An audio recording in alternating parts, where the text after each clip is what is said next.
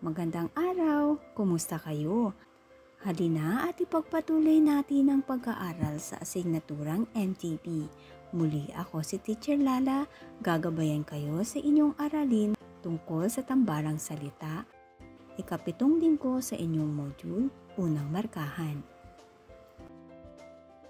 Pagkatapos ng araling ito, ikaw ay inaasahang makabubuo ng tambalang salita at magagamit ito sa sariling pangungusap.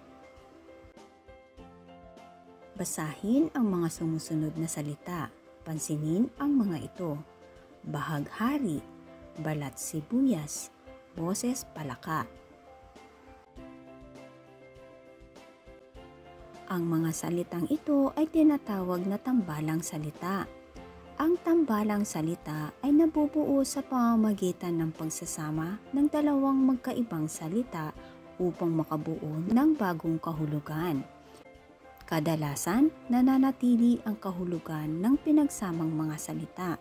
Minsan naman ay nabubuo ang ikatlong kahulugan. Suriin natin ang salitang tambalan na bahaghari.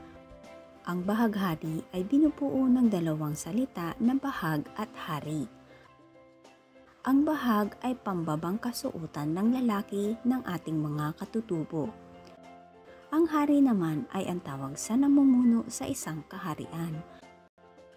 Kapag pinagsama ang dalawang salita ay nawala na ang orihinal na kahulugan ng dalawang salita.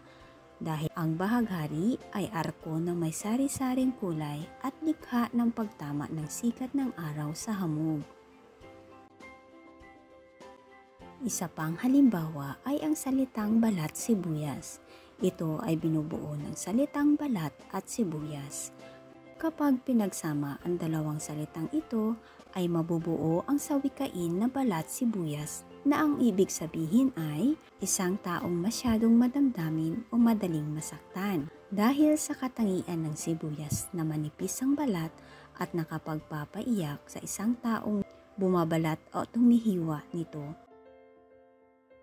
Panghuli ay ang salitang boses palaka. Ito ay binubuo ng salitang boses at palaka.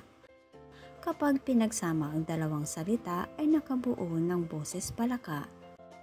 Nang ibig sabihin ay masama ang pagkanta o wala sa tono at sintonado ang boses ng kumakanta. Para sa inyong gawain, piliin sa kahon ang tamang salita upang makabuo ng tambalang salita. Isulat ang letra ng sagot sa inyong papel.